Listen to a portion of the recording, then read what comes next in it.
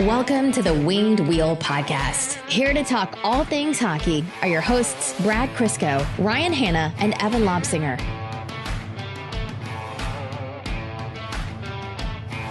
All right, Brad, welcome back. Whatever. Hi. Hey, man. It was good while it lasted. It was good while it lasted. The people loved it, Evan. You should know the people loved it. It was actually a little bit hurtful how much, no, I'm kidding, I'm not. But like, people genuinely would not shut up about how great it was to hear from you. There were listeners who only started listening within like the last, I don't know, however long it was between the last time Brad was missing, and now, and they were like, holy shit, like Evan knows what he's talking about. And we're like, oh yeah. It's just, of course I do. It's pulling teeth to get him to say anything about it. I'm a man of the people. If anyone wants Evan to talk more, direct all your complaints to @Brad Crisco. I had @Brad Crisco tweets upset I wasn't there. You're not going to mention that out? No. Burner accounts? Yeah, those were all your burners, buddy. Yeah, I run Peter's account, actually. I went over to his house and took the picture of the screen from his living room. Okay, You're just dedicated to the cause. Those tweets we got from Peter were funny as hell. Like him turning off the TV, like I cracked up at that. And then like the fourth tweet about Brad being gone, I was like, okay, we get it. We all love Brad. This is why Peter's my favorite. Brad, I'm gonna go to making fun of you in like 1 second here. Evan and I will both do it about the incident. But first, in the spirit of me not being as big of an asshole as I sometimes am to you, it is incredibly difficult to do this two-manned, especially when you filling the void with your words gives me so much time to maneuver through notes. The amount of mistakes that I made last episode, I woke up to like 4 different people that saying, you said Moritz Seider never played in the AHL. And I was like, I said he never played in the NHL. They're like, no, you said AHL. I was like, I'm certain I said NHL. Went back and listened. I said AHL because I was looking at a note with a header that said AHL like an idiot. I didn't catch it. No, and that's what Brad's good for. Brad either gives me the time to pull up the notes or Brad will call us out on it and immediately correct it. Anyways, so Brad, your presence wasn't a complete success for Evan and I, though it was therapeutic. And though we were happier than we'd ever been in our entire lives, and our friendship grew, and this podcast grew, and I don't know, the world just felt a little bit better. You being back does present some small but noticeable benefits. What I took from that is stop correcting you on the mistakes I pick out so that I can watch Twitter call you an idiot in between episodes. Yeah, if you can suppress the part of you to like suppress like the Rain Man part of your head that like has all the hockey trivia, not that the mistake that I made was hockey trivia more than just idiocy. But then yeah, you can watch me crash and burn. So Mika, she's doing okay? She's doing fine. Yeah. How many stitches? I think it ended up being 4. It's not bad. The picture you showed was gnarly. Like that. Oh, that it was lip is split open. It was a big hole in her face. Okay, Brad, be honest. Who shot the puck? Oh, it was me. 1,000%. We knew it right away. No, yeah. And the funny thing is we were playing hockey, but she had stopped playing and it was just me and Hank. And it was one of those fluky ones. So the quick version of it is Hank he just sees puck or ball has stick, hit puck. He can hit it really hard and better than any 1.5-year-old I've ever seen, but he's just shoot. Puck hits net, makes noise when it hits the bar. Dad makes a big deal. Hanky loves it. Then Hanky started shooting it at me.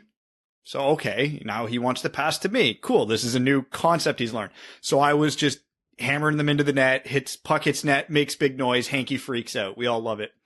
And Sorry, then one Hank hit passing the puck, he definitely did not learn from you. No, yeah, this is a new family trait. It's uncharted waters. And then just one hit the post at a weird angle and launched across the basement right to where Mika was playing with her toys, and that was the day. Yeah, Evan said, he's like, for sure it was Brad who just like ripped some try-hard shot off the post and it ended up hitting Mika, and then he had that father's guilt the whole day. Oh, yeah. 1,000%. Well, she's tough as nails, as anyone who's ever met Mika will know. So, happy she got through those stitches. Happy to have you back. Happy to be back at the Winged Wheel podcast. Welcome to the show, everyone. A jerk. I'm Ryan Hanna. And I'm Evan.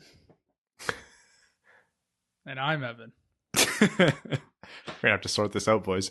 All right. On this episode of the podcast, in addition to telling stories about fatherhood, we're going to be talking about the Red Wings, some prospects on the Red Wings, some prospects or young players from around the league, because I have some morbid facts for you guys. I'm sure we'll continue the coaching conversation that we brought up last episode in the spirit of allowing Brad to participate in that debate. And then we'll get into news about prospect rankings, prominent rankings from Bob McKenzie, and the continuation of our prospect profiles before jumping into overtime. Before we do that, I would like to have our episode by episode reminder that we are partnered with the Jamie Daniels Foundation, and we do hope you go visit jamiedanielsfoundation.org. It's a children's foundation initiative, and it was established in memory of Jamie Daniels and founded by Jamie's father, who you all know is Red Wings lead announcer Ken Daniels, and Jamie's mother, Lisa Daniels Goldman.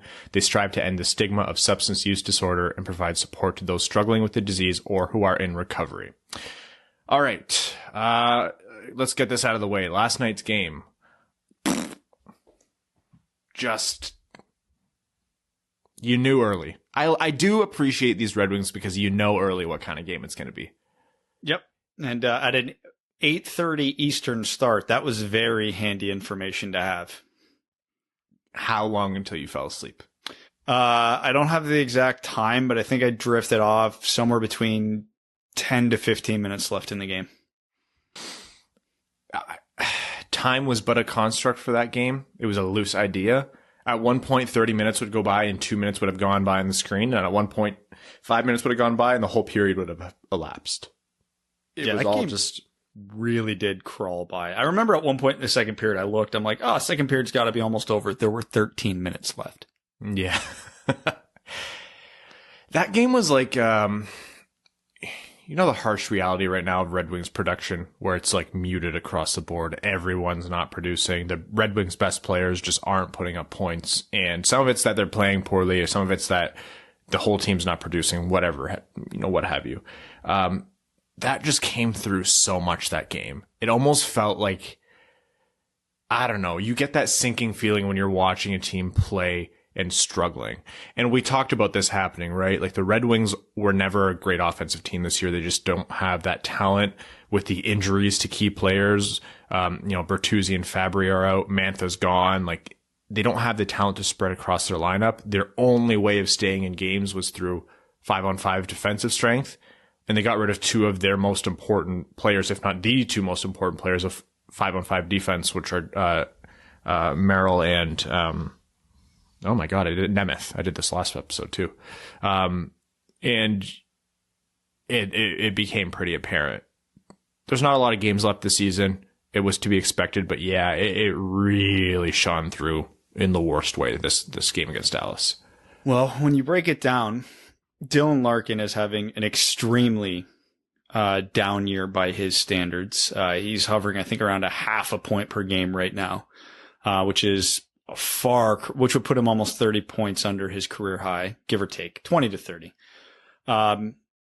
Philip Zadina has played well, but the counting stats haven't been there for him. It's well documented. We've talked about it at length. So by both accounts, neither of them offensively are where they'd like to be. They are the only two forwards that produce chances with any consistency. So that should tell you how it's going for the rest of that offense, where two guys who are admittedly very down on where they should be are by far the best offense drivers on the team. Now, last night's game was bad in every facet. I'll get to the defense in a sec, but there weren't many chances produced. I don't think the Red Wings actually registered a scoring chance in the first period, and if they did, it was generous. It shouldn't have been classified as one. They had a few in the second period early on, but it was a pretty horrific start. And again, not that that's surprising. And I had to watch the Dallas feed of that game because I have the NHL Center Ice package in Canada, which usually they give you both feeds. But if there's a lot of games, they'll trim it down to lots. So, and that's usually the home team. So I had Dallas's last night, which actually was fantastic because it's good to get away from Ken and Mick every once in a while because it's nice to get an outside perspective of the Red Wings because, you know, they're watching the game as neutral observers. They just see what they see. At one point, I think Daryl Ray referred to the Red Wings like, and this is almost verbatim. He called the Red Wings defense useless. And he wasn't wrong in the play he was talking about. He wasn't wrong.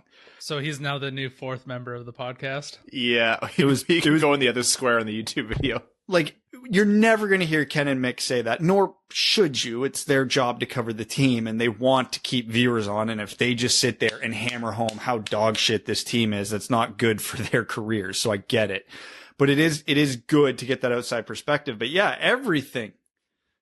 I would argue both games, everything went off the rails. The Red Wings got to overtime in that first game, but they played terribly. Dallas also played poorly, which is why that game got to overtime. Dallas woke up the second game. Detroit didn't. And the funny thing is, a lot of what happened and what went wrong was very predictable, and some of it wasn't. Like, Cholowski is doing basically nothing offensively, which is disappointing, but he's been reliable defensively. Like, Dallas scored 5 goals and exactly 0 of them were his fault, which is not something we would normally see.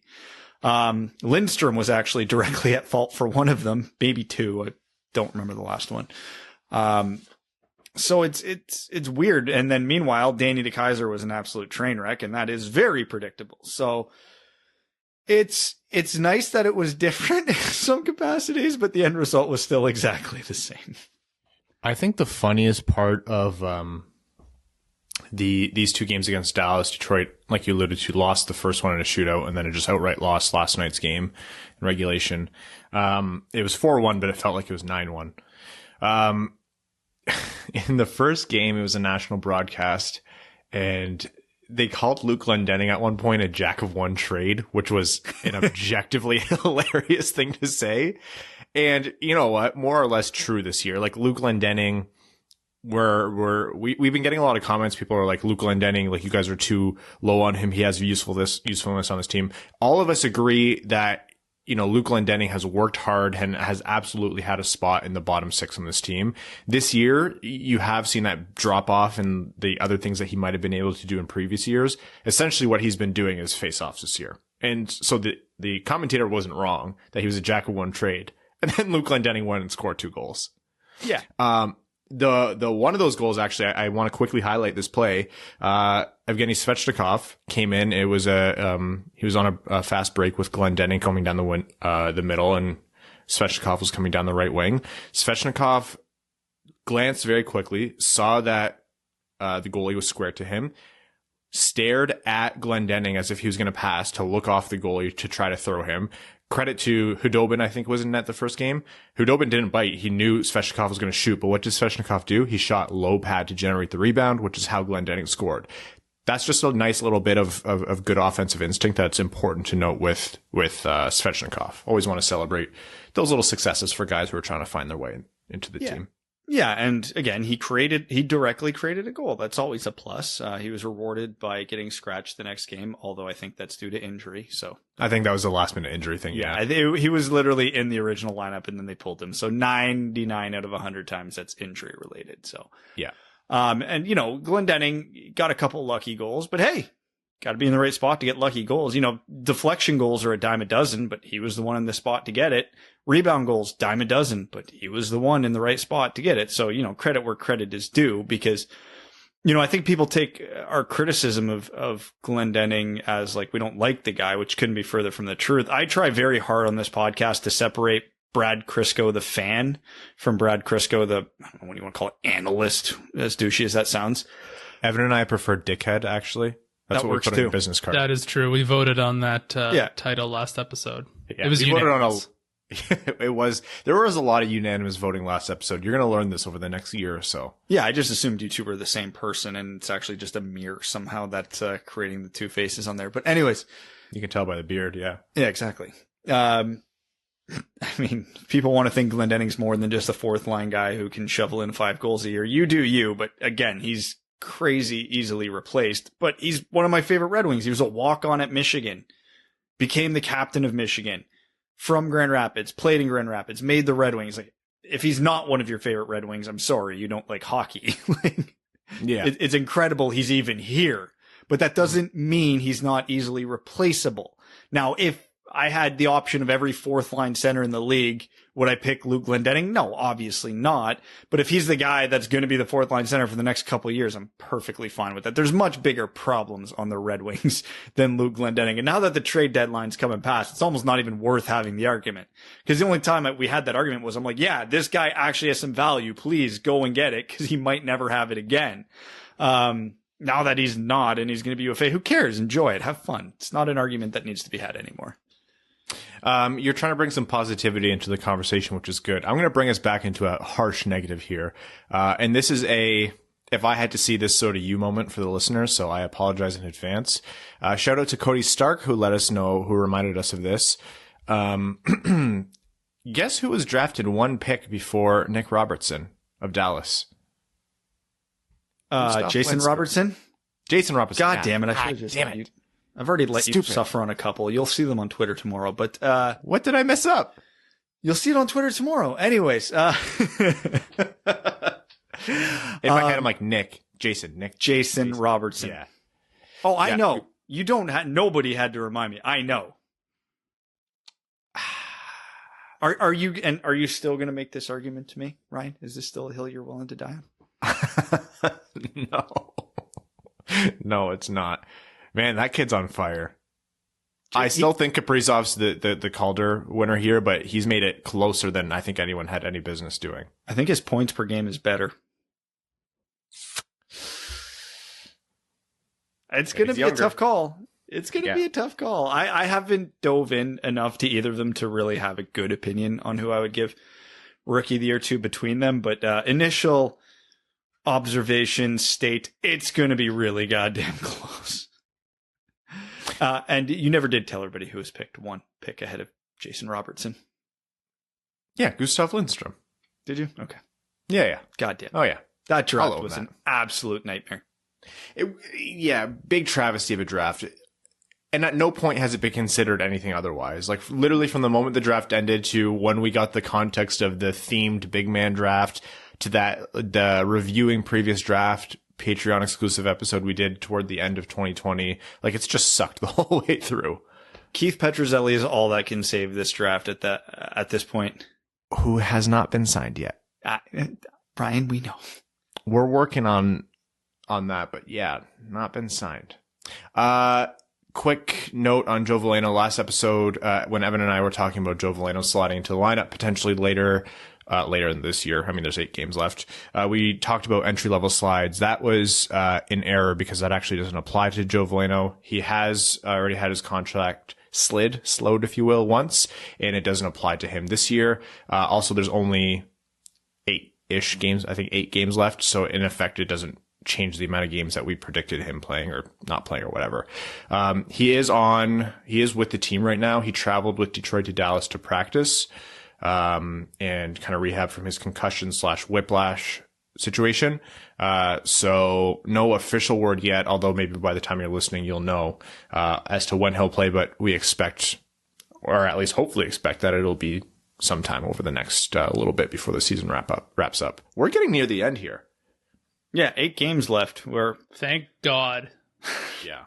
Honestly. And at least this year it'll be a bit of a shorter off season, so it won't be as painful as last time, even though it's kind of painful to endure. Because you know what's crazy to me is I look at this team and I see just how bad they are and all of their severe deficiencies and lack of talent and obvious coaching problems, and put it all together and I go, wow, this is like a catastrophically bad hockey team that would be picking 7th right now. Yeah. Columbus, what's going on? Wow, Columbus, things have gone off the rails there. Someone, I think it was Micah, put up a chart of one of his heat maps of Columbus's overall offense. They might be worse than Detroit. Negative 20%. Yeah. Negative 20%. I will bet all of my money Tortorella goes in the offseason. Like he's healthy scratched Laine, Max Domi, like all the guys who produce offense, he hates, and yet they still continue to be one of the worst offensive teams in the league. So look at Patrick Laine's underlying numbers with Columbus. He is amongst the worst players in the league. That does not make sense. It doesn't make sense. No, it's like, that's not even me being facetious or exaggerating it. He analytically is one of the worst players in the league under Tortorella. Who could have ever seen that coming? I don't think anybody thought this relationship would be as bad as it turned out to be, even though everybody knew it was probably going to be bad. It's just catastrophic. And Anaheim, they're terrible. They have been quietly so terrible. And, Detroit, they're getting on their late season streak of accumulating a lot of points and wins that are making fans uncomfortable as the draft nears. Thankfully, this is the draft where it's not that big a deal, but still, my initial cut off of where I want the Red Wings to pick based on my current rankings is 7th. So they couldn't, just let me be happy. Although to be fair, one guy that was on very high on Bob McKenzie's list is outside of my 7. So it might end up being an 8 bubble if that guy gets picked ahead of Detroit, but I won't get into too much detail on that. But yeah, but the nice thing about this is now I'm going to turn this into a positive because, can't have Ryan have all the fun. The Red Wings suck. The Red Wings coaching sucks. The Red Wings have had goaltending problems this year. They have major defensive problems now that they've traded Marilyn Nemeth. They have literally the worst offense in the NHL. No team has scored fewer goals than the Detroit Red Wings. And they're still ahead of 5 other teams. It's actually shocking. Which means maybe they're not as far off as we thought. They're not close. I now know how far Brad did not listen into the episode last week. Yeah. I did not listen to a thing you said. I don't want to be too I don't want to be too doom and gloom on this usually, but at the beginning of this season I thought the Red Wings were 5 to 7 years out. Like legitimately going into this season, I'm like, this is as bad as it could have possibly gotten. Our prospects aren't close. We don't have any real superstar prospects. Thankfully, Moritz Seider took a huge step forward and Lucas Raymond got drafted. So that alleviated 2 of those issues. The cap situation wasn't good. There were too many dead contracts, but Yzerman made some shrewd moves, had a really good draft. A good number of the Red Wings' top prospects actually exceeded expectations this year. And now the Red Wings themselves have at least slightly exceeded expectations this year. So I will bitch on Twitter more than anybody else in this fan base because this team is still dog shit and does dog shit things. And to be fair, 80% of my complaints are something coaching related anyway. But by and large, everything that's happened within the Red Wings this season has been better, way better than we were expecting in terms of wins, production, prospects, draft. Everything exceeded what I was expecting. They have had streaks this year where they looked like, at no point did they look like a good team that had everything together. But, harking back to the what we were shouting at the beginning of the year, which is that we just want to see some silver linings. There were moments where they looked like they had some things together. They looked like they had a really sound defense. They looked like their top 2 lines were really clicking. And they never extended for more than 4 or 5 games. But of course that wasn't going to be the case because if it did, then they'd be a good team, which they are just not. So yeah, I agree, Brad. Like all the things outside of what happens on NHL ice with the Red Wings, a lot of those things went really well. And hopefully will continue to go well as those prospects come into Detroit. The cap situation becomes a little bit more advantageous and develops, and Yzerman has more of a blank slate to work with. Upcoming drafts, all the picks they've stockpiled, sure. But again, their performance this year is notably improved from last year. Is it a lot of addition by subtraction from the suckage that they had on the team last year? Absolutely. But you don't just put a team together on paper and have it go out and it's going to automatically win games. Like the team does need to grow a little bit. And they did, I think, do some things that really helped that. And if this sounds like, code for Jeff Blashill did some things right, yeah, that's what I'm saying. here's a point. I'm going to transition to this to a Blashill conversation. So I'm sorry to yuck your yum, Brad. We're 8 games away where we start having the conversation of what is Yzerman going to do with Blashill. On the Monday game, Joe Micheletti of NBC Sports alluded to the fact that apparently Yzerman and Blashill were having conversations and they were going well regarding Blashill's future on the team.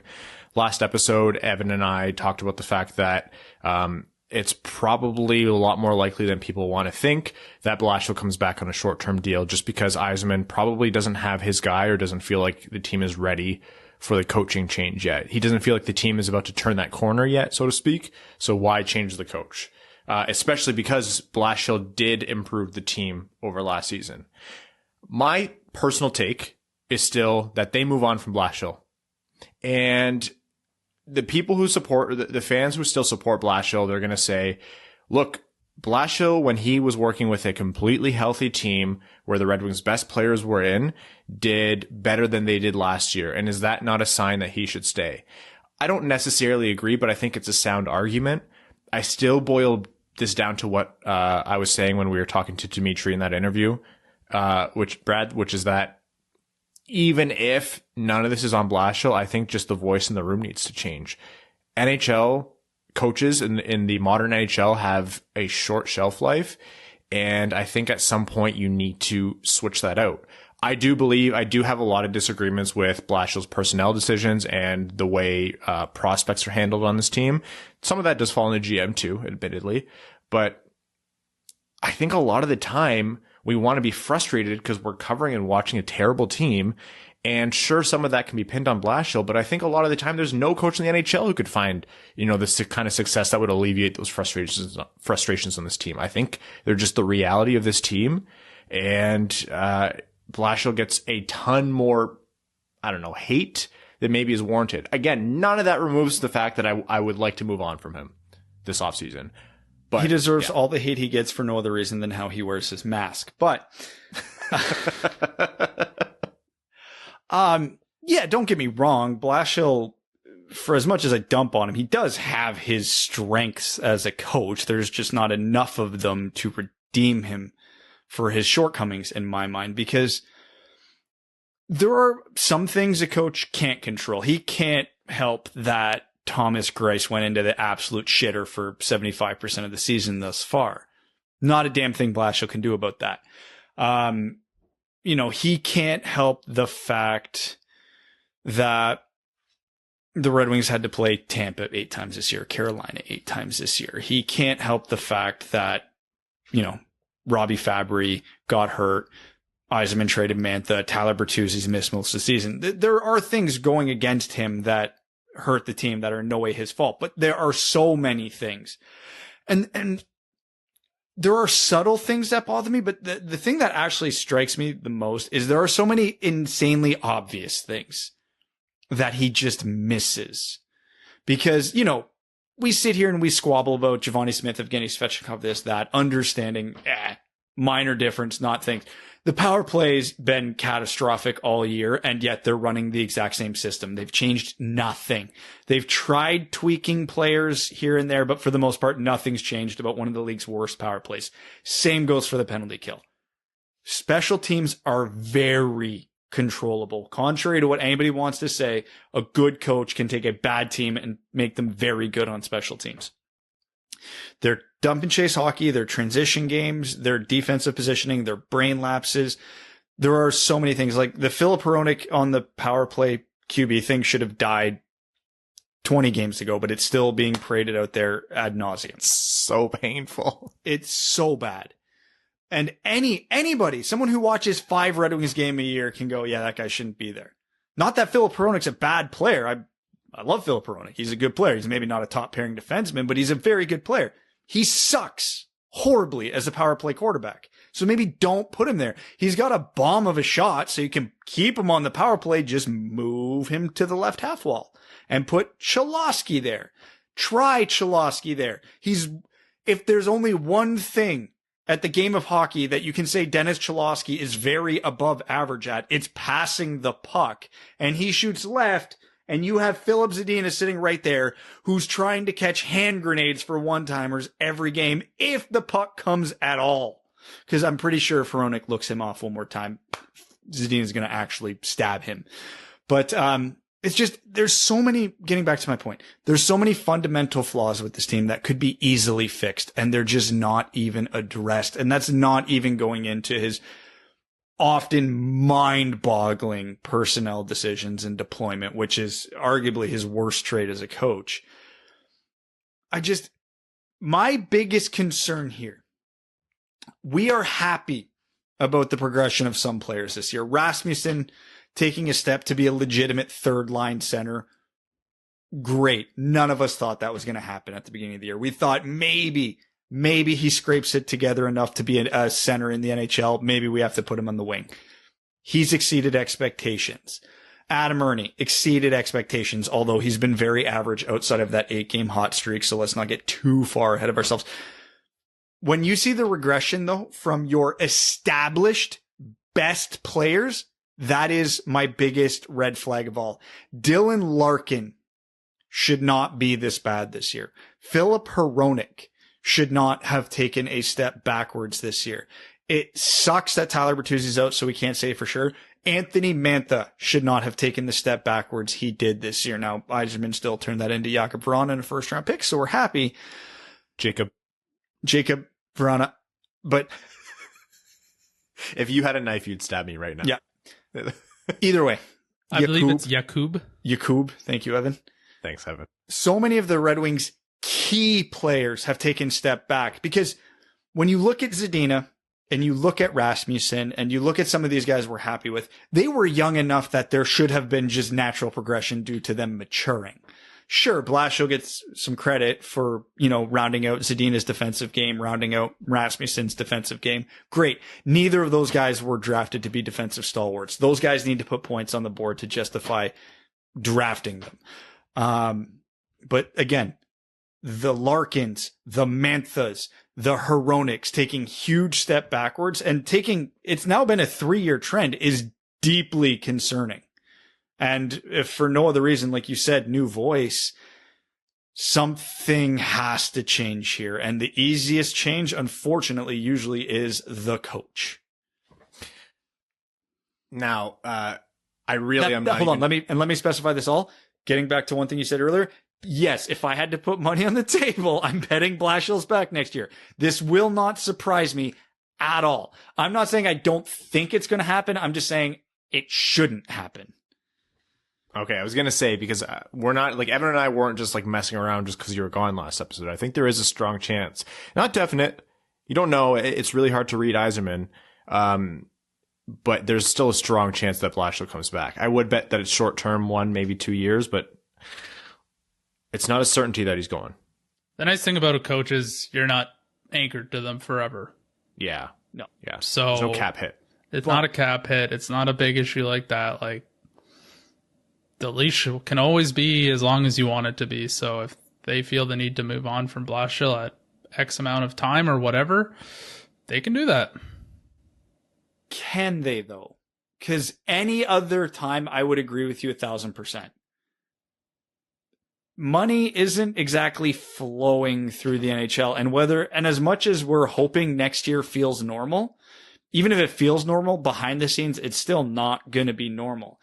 The Ilitches still lost all the money that they lost this year. So even if they're making a little more next year because the building's half full, 3/4 full, or even really full, they are still recouping the losses from this season. So if they're like, yeah, we'll give Blashill an extension, and if we have to axe him halfway through the year, so be it.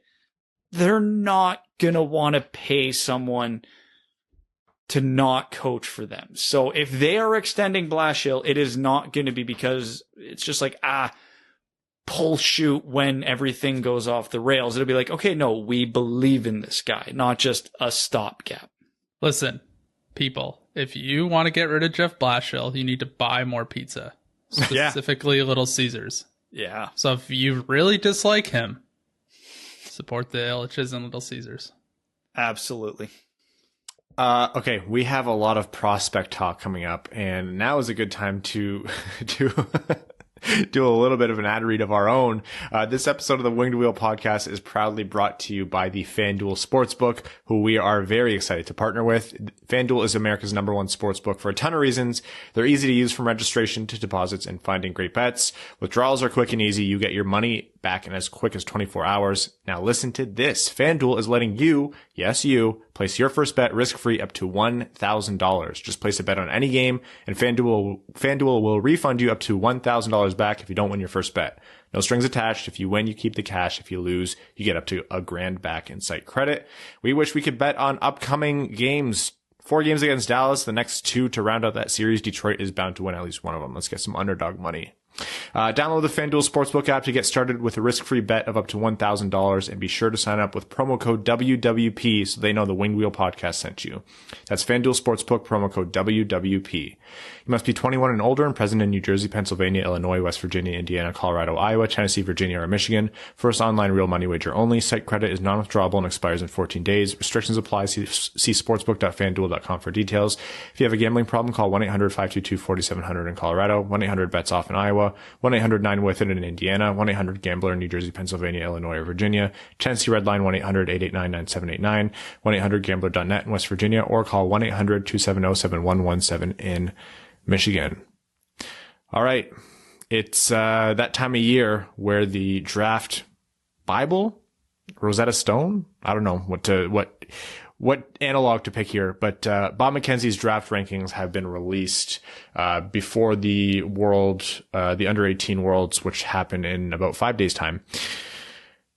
Bob McKenzie's draft rankings are unique in that he's not ranking the skills or the attributes of these players as he sees them. He's not picking the best player. What he does is use his connections as the all-knowing hockey insider to establish what players are most likely to go at what position. In general, overall, you'd be hard-pressed to find anyone more accurate than Bob McKenzie in how a draft actually is going to shake out, and it's the best insight we have into what teams are thinking. That's important any year, but this year especially, as teams don't even know what they're thinking, that is incredibly important. So Bob McKenzie's list came out. Brad, why don't you walk us through a little bit of the key findings? Brad, why don't you walk us through a little bit of the key findings unmuted? Great point. I was trying to mute my typing, and because I don't mute myself that often. Anyways, well, the first thing that absolutely shocked me is not that Owen Power ranked number 1. I fully expected Owen Power to be ranked number 1. On Bob's preseason list of the 10 scouts he surveyed, Owen Power is number 1 on 4 of their lists, which was very on brand for how this draft was going to be. Yeah, he's probably the top prospect, but it's pretty divided and it's all over the place. Get it. This time it was unanimous. Owen Power was number 1 on 10 out of 10 lists. I never would have thought at any point this year that would even come close to being unanimous, but here we are. What that tells me is that with Owen Power, we've had the conversation about him having the highest floor by far of anybody in this draft. Even though he may not have the most enticing toolkit other than being, $6'1", the scouts are going with what they know this year. We know this guy will play in the NHL, and we know this guy will play a key role in the NHL. We're not sure he's ever going to compete for a Norris. We're not sure he's even going to be a number 1 defenseman, but we know he's going to play. Whereas guys like Dylan Guenther, Kent Johnson, Chaz Lucius, guys who have considerable upside, but a far bigger question mark next to their name, outside of one of them, they fell. It was most of the safer projections that came higher in this list. So just to run through it very quickly, Owen Power was number 1. No surprising. There was actually a tie for second between Dylan Guenther and Simon Edvinsson, which I didn't see coming. But again, 6'4", 200-pound defenseman who can skate. Matt Beniers, your ultimate reliable two-way centers at number 4. Luke Hughes 5. Brant Clark 6. William Eklund 7. Number 8, Kent Johnson. Number 9, Chaz Lucius. Number 10, Jesper Wallstedt. Just to round out the top 10. So to me, if you had to ask me who are the highest upside skill-wise players in this draft that have that bigger asterisk And the question mark next to them, I would tell you Dylan Guenther, Brant Clark, William Eklund, and Kent Johnson, and Chaz Lucius. Guenther got to number 2, but Clark, Eklund, Johnson, Lucius, 6 through 9. Nice. I don't think that's a coincidence this year. I don't think that's a true reflection on who they are as prospects. And I don't think this would line up like this in any other year, but you have your Matt Beniers and your Edvinsons and your Powers in the top 5 and your Luke Hughes. This almost feels like a football draft. We are looking at the traits and then we are just praying from there because Luke Hughes, big and can skate. Matt Beniers, big-ish, reliable two-way center, can skate. Edvinson, big and can skate. Power, big and can skate. So, those are transferable skills. And not that any of these guys don't have skill. Like I'm selling Owen Power way short right now. He's a good offensive mind. He has a good hockey IQ. Like he's more than just big and fast. But this is a very noticeable trend to me. And the fact that this is a survey of NHL scouts who are not unanimously, but when they all come together, this is how it looks. It's surprising, but it's not. So to me, what this list said is that everything that NHL teams have been preaching, or I guess shouting about, which is that they have no idea how to scout, who to draft, what to do. The OHL, it was confirmed they're not getting games in, which sucks, which absolutely blows for those players. And the league as a whole, and especially for evaluating a lot of draft talent. Teams are at an impasse. And what has that done? It's really, really, galvanized. It's really solidified their positions. I think these rankings are going to be ultra safe. The fact that you said we know Owen Power is going to be a player and a good one, that is exactly why it's 10 out of 10 scouts.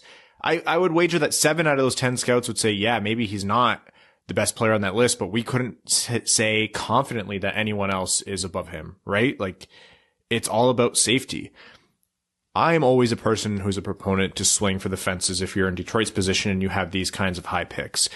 100%. I think that's what they should be doing. They should be trying to get an Elias Pettersson every draft just to kind of shave some years off the rebuild. This year, I don't know. I think there's a lot to be said about picking someone safe because can you really afford to have a swing and a miss this year? With how many picks you have, absolutely you can. So here's the thing. Though? It would hurt a lot more, but I'm not breaking away from my philosophy just because it's a weird year. Now, Owen Power is very much in consideration for me at number 1 overall anyway, just because he is that good. So again, I don't want to sound like I'm selling Owen Power all that short, but to me, he should not be a unanimous number 1. That's just the indicator for me. But the Red Wings have a second first round pick and 3 picks in the second round. And the only reason I say they can miss on the first is look at a league like the OHL, for example. The OHL usually has a lot of players very high in the rankings. They have one guy above number 19 this year, and that's Mason McTavish, who's been playing in Switzerland. Francesco Pinelli, Brendan Othman, Daniil Chayka, all guys who probably would have had top 10 consideration had there been an OHL year, aren't. They're just not.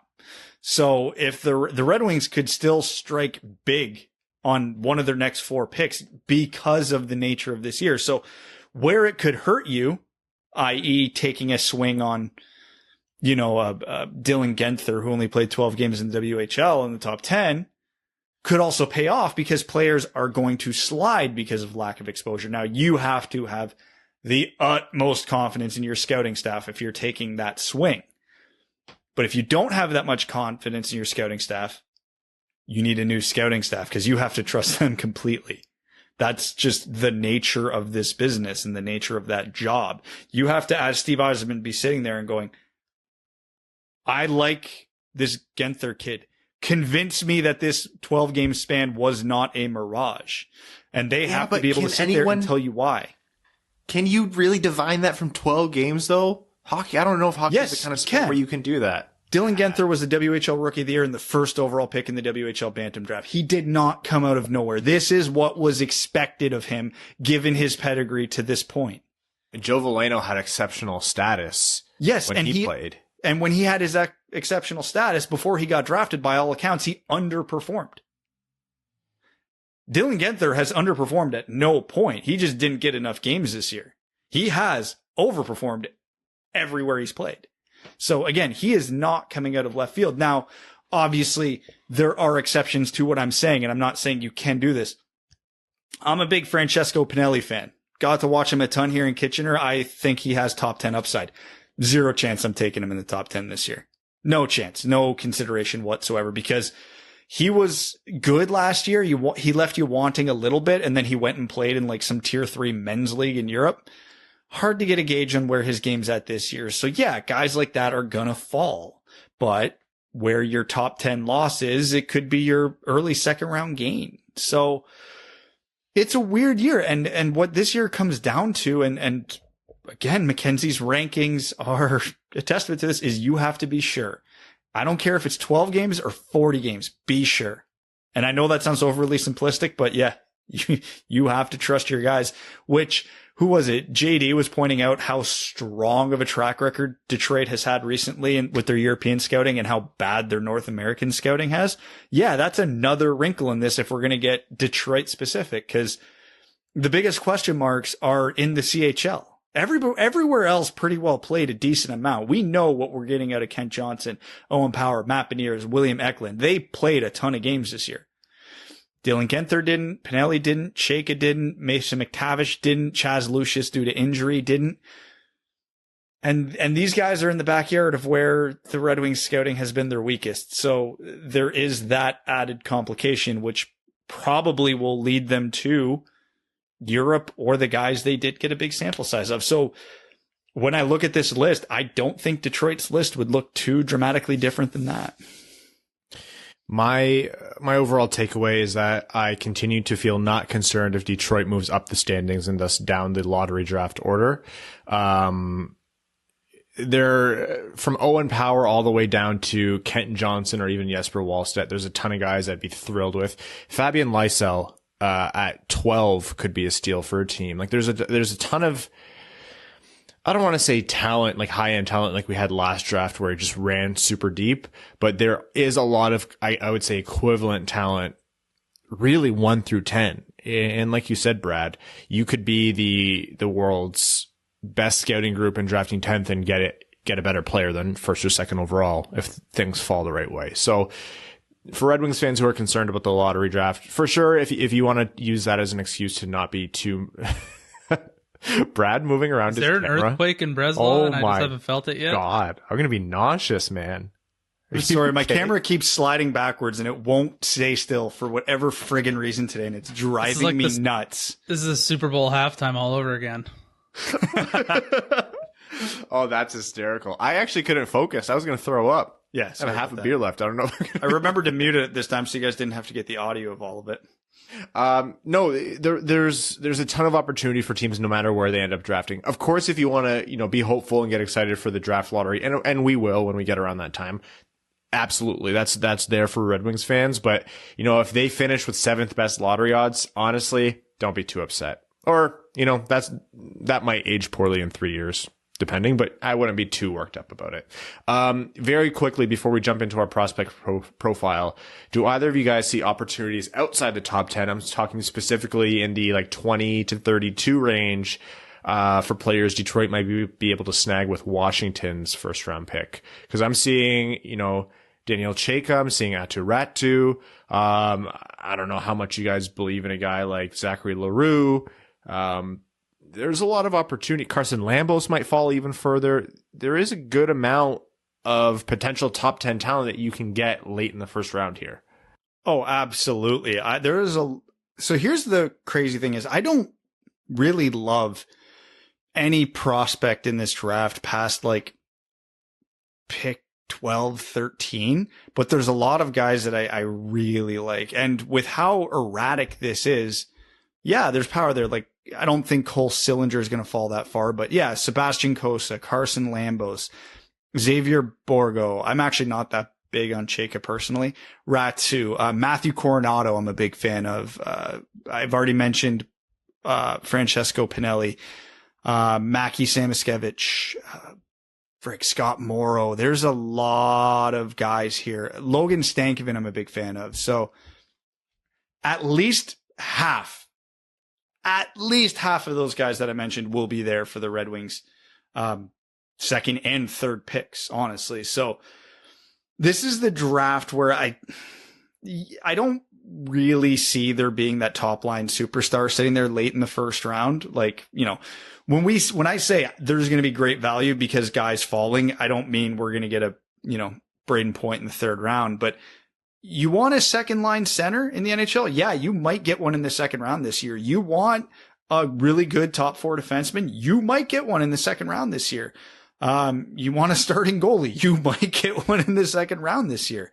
Although I don't think Costa's falling. He shot all the way up to 14th on McKenzie's rankings, but, you know, you still have Tristan Lennox and Benjamin Gaudreau, and there are options there. Speaking of wildcards, Benjamin Gaudreau, Sarnia Sting, his whole season's riding on the U18s. But, so yeah, there could be incredible value had with that first round pick and even those 3 second round picks this year. So, let me just get this out of the way now, because we get a billion of this question leading up to me. This is the textbook draft. Do not trade up. There is going to be value where you are picking. Make the picks or trade back.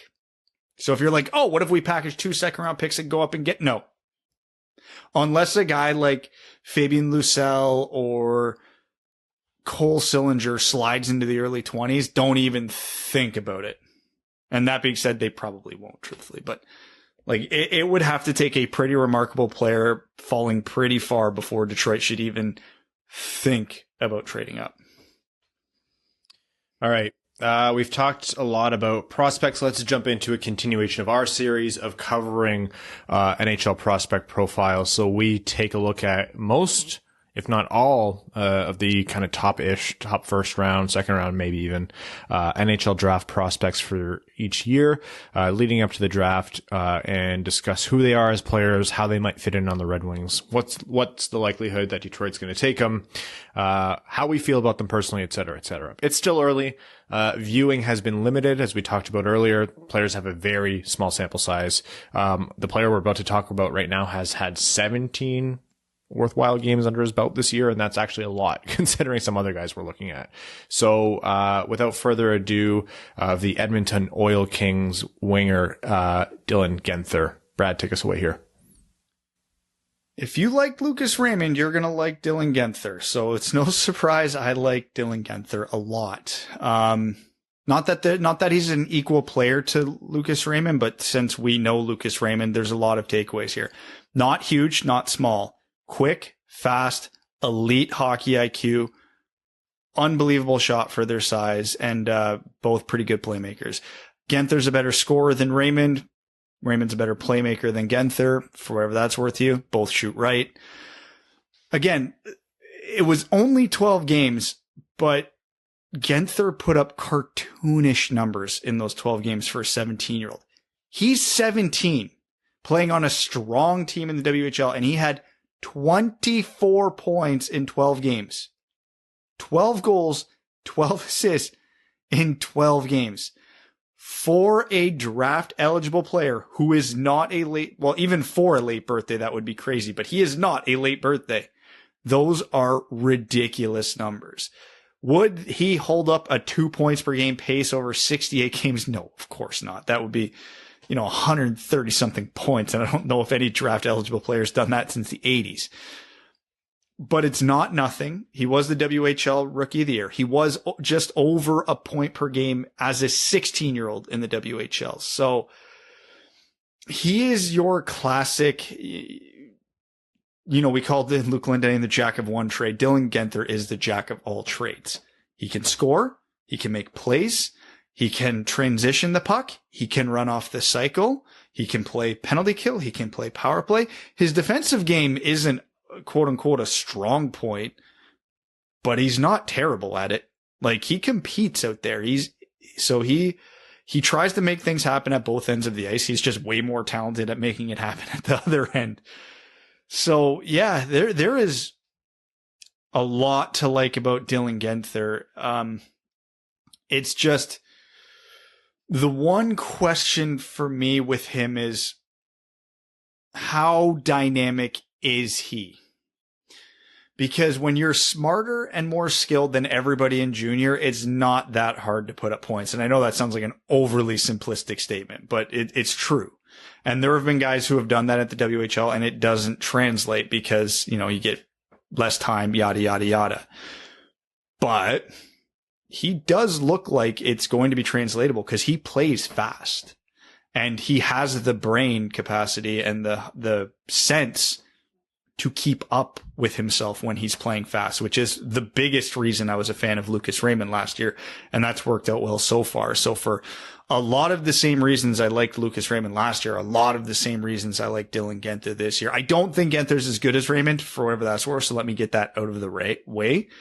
But I would put Lucas Raymond at 1 overall in this draft. So also keep that in mind as we're talking. So yeah, there is a lot to like about Dylan Guenther, and nobody should be surprised if he ends up going first overall. Yeah, you know what? When I saw Mackenzie's rankings, I wasn't surprised to see Guenther that high. We've talked a lot about players having no games, having very few games, having weird, seasons. Anytime a player can play 12 games in the WHL and put up 24 points, that's going to be noticed. Brad's right. You can't extrapolate that to a full season, but scouts don't have a lot to latch on to. So if that is what he's doing, that is still relatively quite a bit compared to the rest of the draft class. So that's going to push him up the board. I think he's going to go high. Yeah, Brad, I think you put it well. The guy has a ton of skills. What'd you call him? A 5-tool player before we started recording here? Yeah. Great shot. I think his playmaking and his passing, when he chooses to lean on it, is maybe a different question, but is also like you shouldn't look past that either. A ton of skill. I don't know where the fit is on the Red Wings. Do the Red Wings spend yet another high draft pick on a winger? I don't really know about that.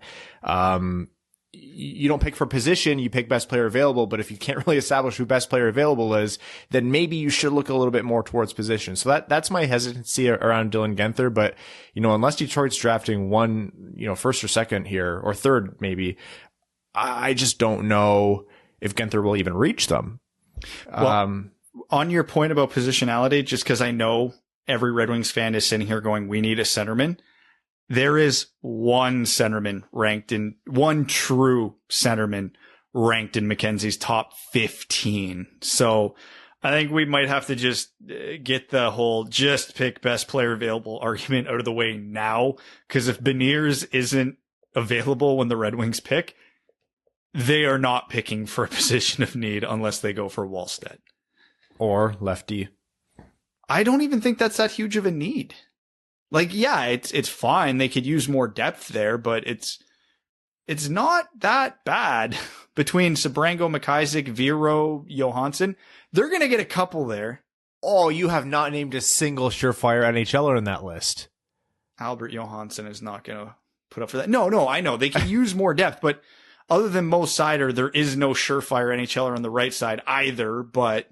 Not more depth. They need more high-end players. No, yeah. I don't want to... Yeah. They need to shoot for a top-pairing lefty at some point. They need to move up the Red Wings bar of talent. Yeah, but I'm just saying, they also struggle to score more than any other team in the NHL. Get talent and figure out what to do with it. Someone tweeted, they must have been frustrated last game. They're like, get Blashill out and put Ryan in as coach. And let me just tell you, that would be terrible for everyone involved.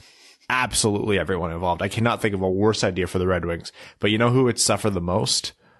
Brad, because what I would do is instantly ice 5 defensive defensemen at all positions just to watch them die inside. I know, that would be fine with me because you wouldn't make it a week. Okay, look at that. Stress-free, baby. Anyways, more on Dylan Guenther here. Where do you personally rate him, Brad? Roughly. I haven't formalized my rankings. I have him in my top 3 right now at worst. Pronman has him first, right? Someone had him first. Let me check. I believe you're right that it was Pronman. Yes, Pronman had him number 1, and Dauber and EP both had him at 2, and obviously McKenzie had him at 2 as well.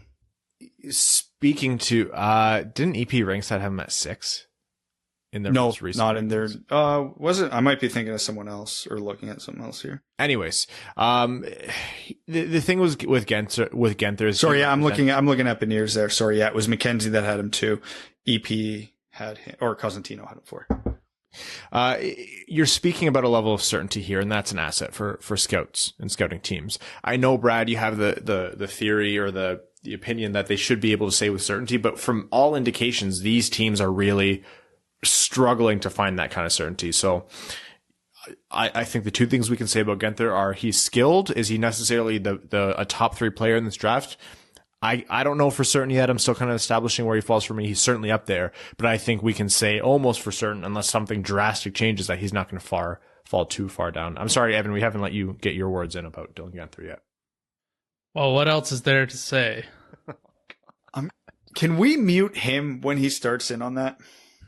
I will Possibly. just repeat it until the end of time or until you give in. Yes. At this current pace, I do not think the Red Wings will have the luxury of drafting Mr. Guenther. But He's Canadian. yeah, I know. I'm just fucking with you. I don't think he'll be there out where the Red Wings sit right now, 7th. I don't think he'll be there.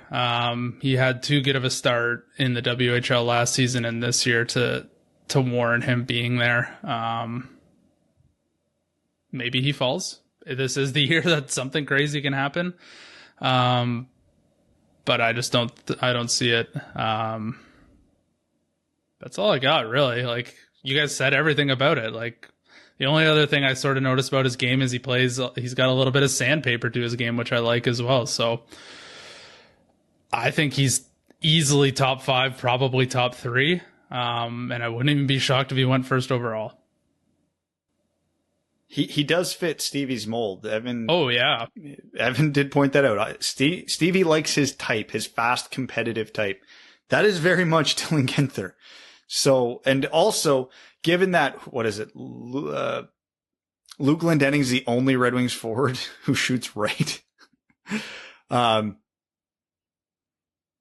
Guenther shooting right isn't nothing. I know we have Lucas Raymond, but I think he's like our only major forward prospect who also shoots right. So we could use an injection of righties into this system. We see the problem that's caused on the power play where we've had to lean on Sam Gagner a little too much. Yeah, they definitely need to work on that. Yeah, I think the world under 18s are going to say a lot. Guenther will be playing for Team Canada there, alongside actually, number 2 ranked player on Bob McKenzie's list, Edvinsson, who will be playing with for Sweden. So I think a lot of weight is going to be put on that tournament, probably more than ever has been. Actually, definitely more than ever has been. So that's probably when we're going to start entertaining the idea of revisiting those players. Because that tournament's still happening, and yet somehow the Women's World Championships can't happen. But I digress.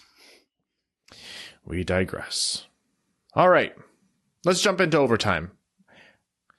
Overtime on this episode of the Winged Wheel Podcast is brought to you by our Patreon supporters, who are amazing and perfect in every way. If you say a bad word about them, you actually go straight to jail, believe it or not.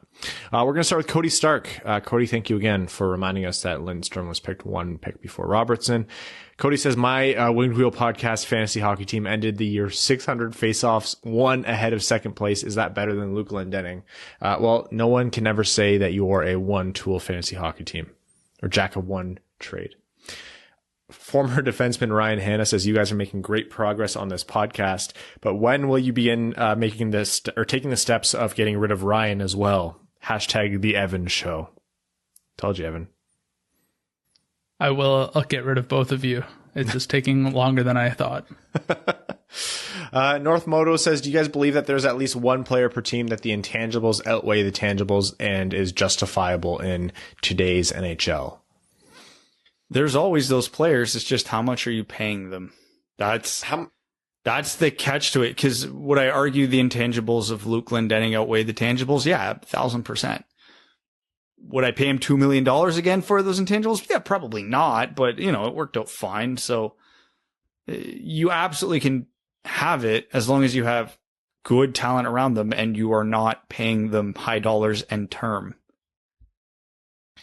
Goes on to say, okay, Ryan, Formula One, final race of the year, 3-way driver tie, Mercedes, Red Bull, and Ferrari. And at the same time, the Wings Game 6 Stanley Cup Finals, Wings up 3-2 in the series. You can only watch one. Which do you watch? The Wings.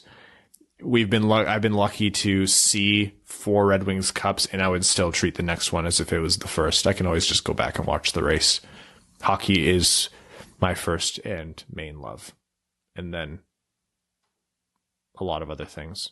Beer, dogs, making fun of Brad. Formula One's in there, though.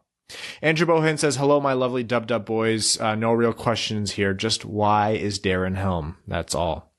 We'll defer that question to the one and only Rowan. Michael Krzik says, hey guys, big fan after getting turned onto your show just after the pandemic started. You guys became a welcome distraction and definitely helped me keep some sanity at the beginning. Thanks for the great content and all of your hard work. Michael, we're so happy you found the show and we're happy we could help bring you some sanity, even though that's very counterintuitive. Michael asks, are you able to speak to some of the experience as your show has grown? For instance, what was it like working with FanDuel? Is there a master plan for global podcast dominance, or what would it take to make this a full-time career? Here's the yeah.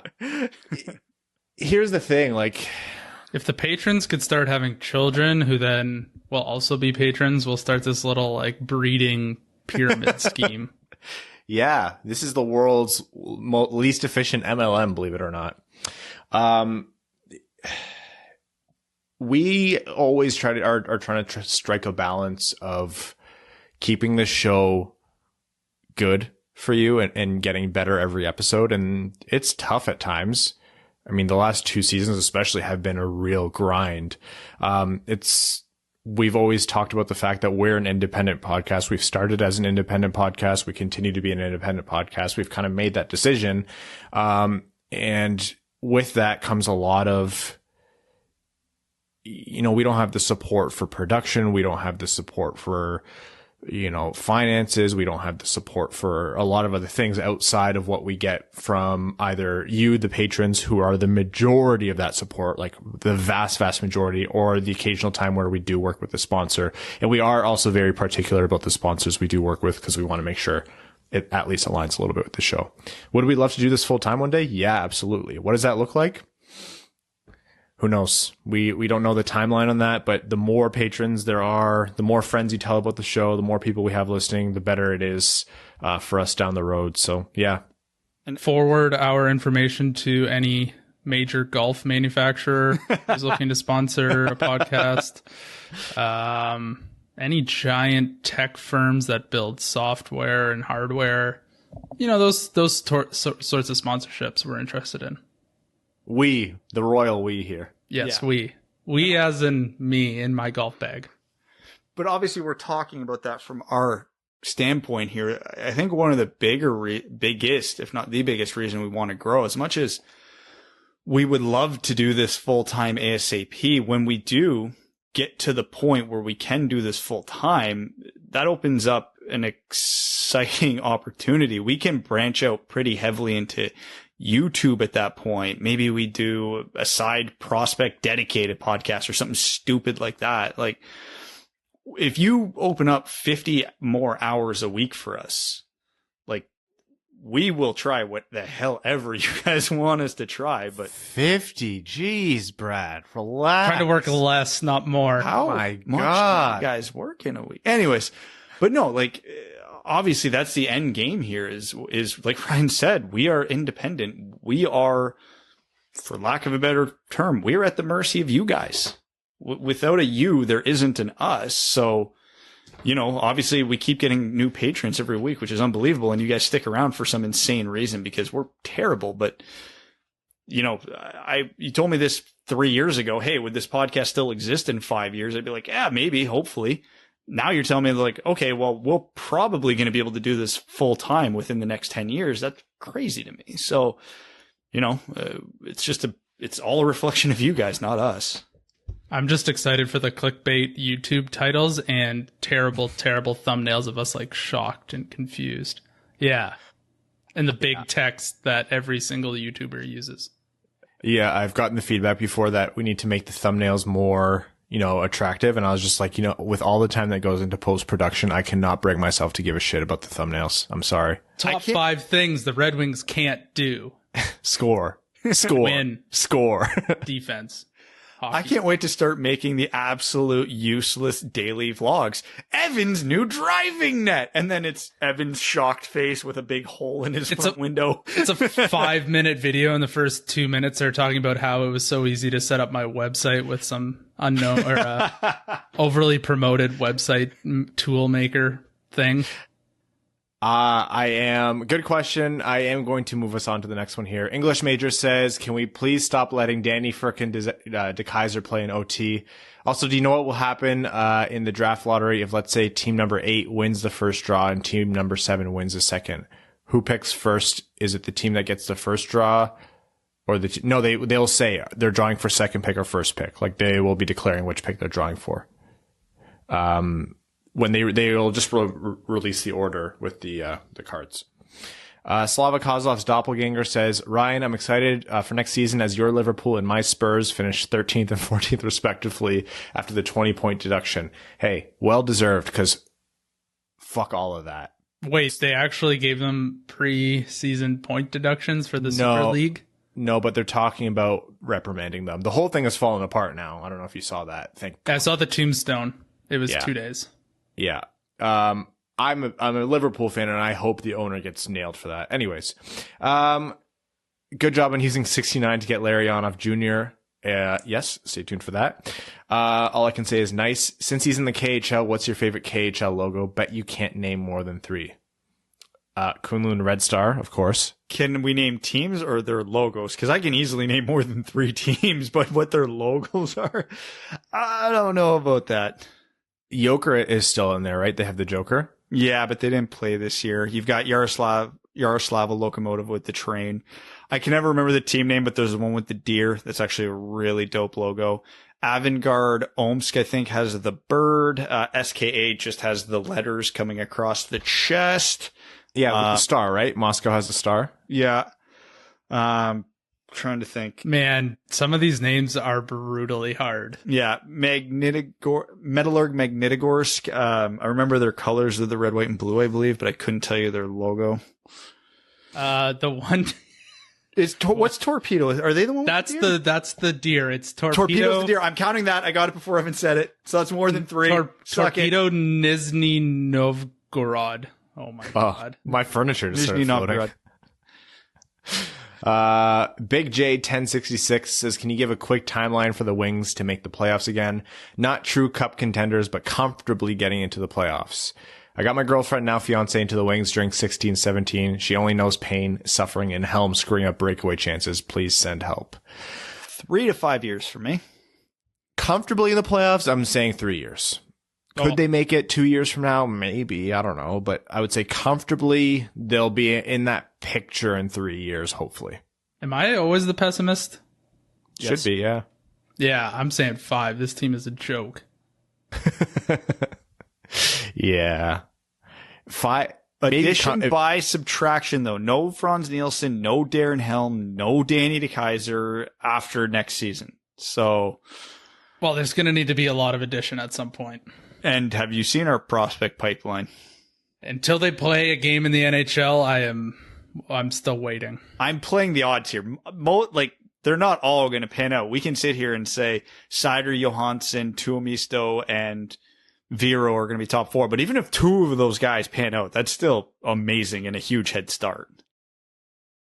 Matt S. says, what's up, Dub crew? Keep up the good work. Do you see any of our goalie prospects breaking out within the next couple of years? I only see Petrozelli because he's had a strong time in the NCAA. Can't have Bernier forever. Hope the Wings grab Wallstedt in this draft, especially because Eisman isn't afraid to take a goalie with the first. See Vasilevsky.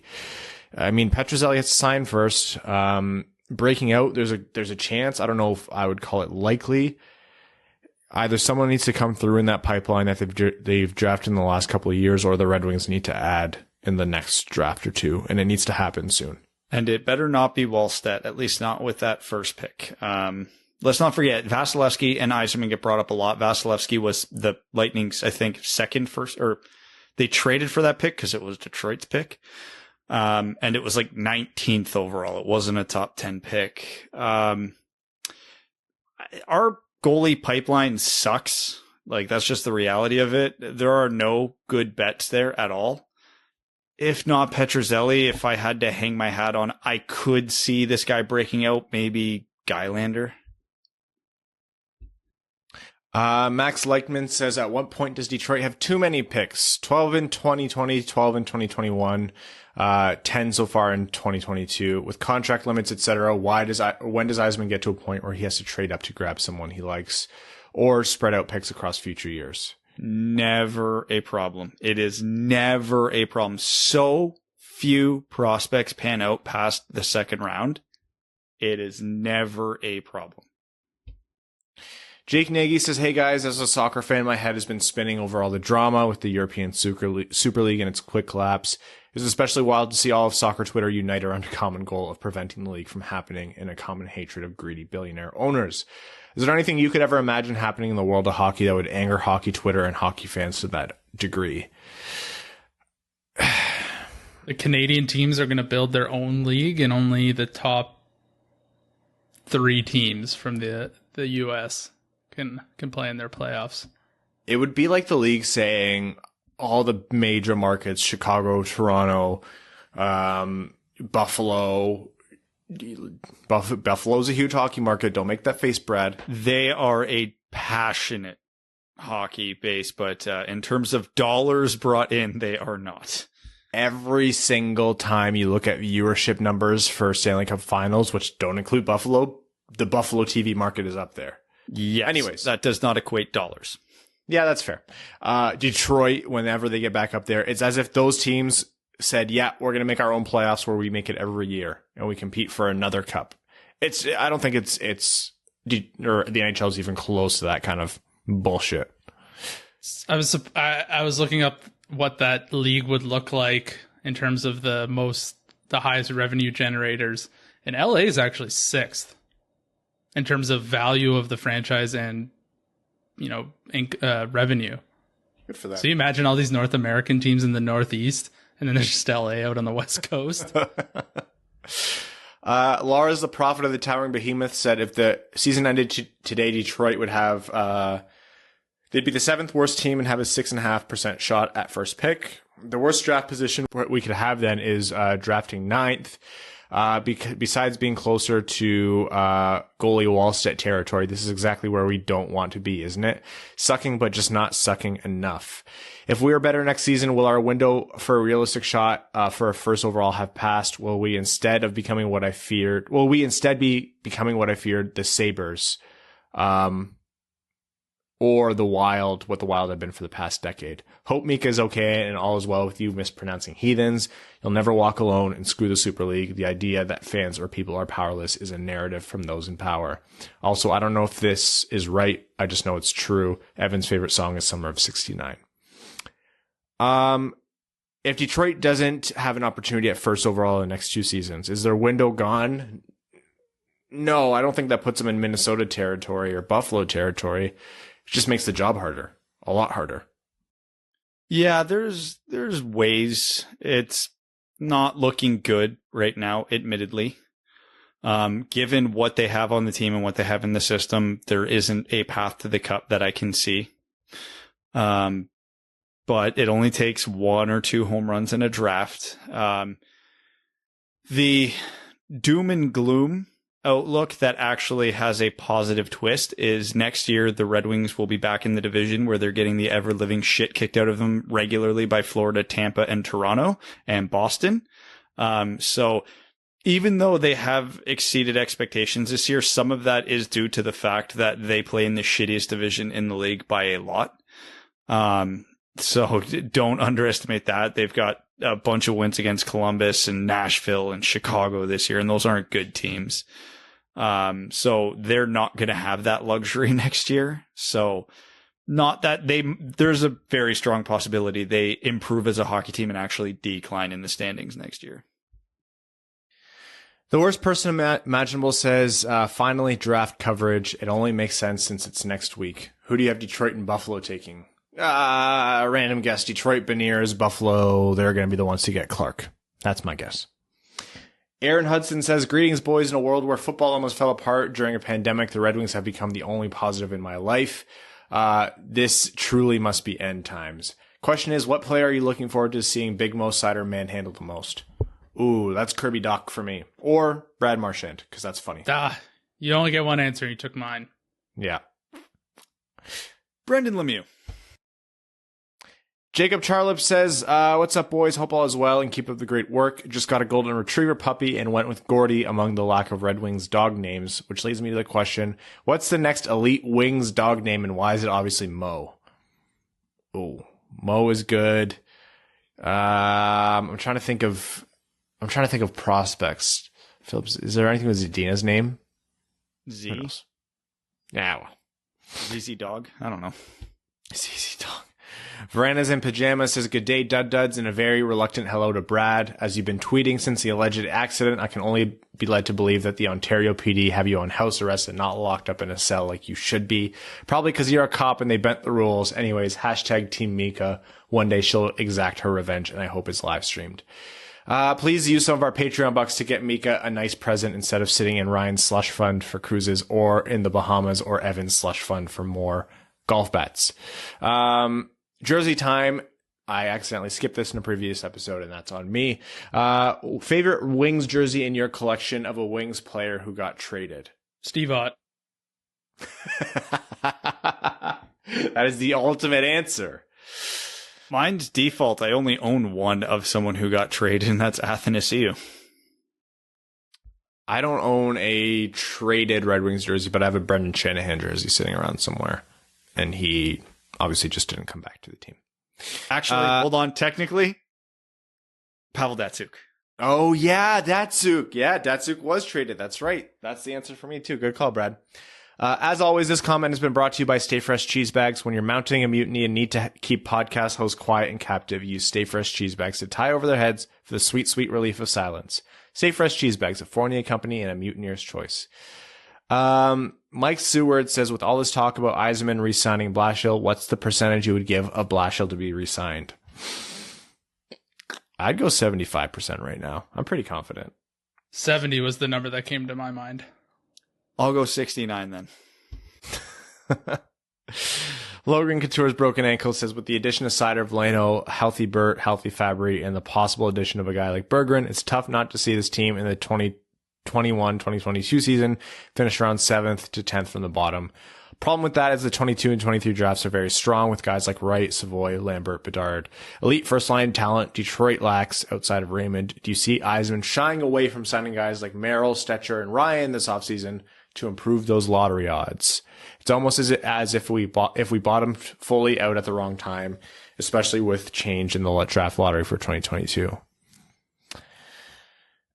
It's not going to make him hesitant. It sucks, though. There's no way around this. The Red Wings, this is why we got so angry about the Red Wings getting jobbed in the draft lottery over and over and over again, because for most teams, there is a shelf life at the bottom of the league. There's a shelf life for how long you're a contender, and it goes the other way, because even if you are not accruing first overall, the crap you're still accruing high picks. We still got Zadina, Sider, Veleno, Raymond out of being bad.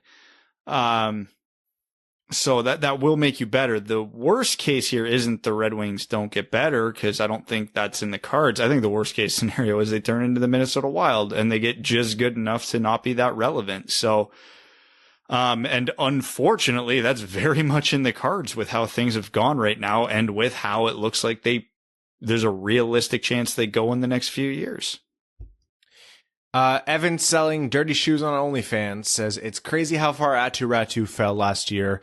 Early rankings had him first, or at least the top 5. It'd be cool if the Wings, if he fell to the Wings' second first-round pick, but I'm over this season anyways. Let's just have the draft.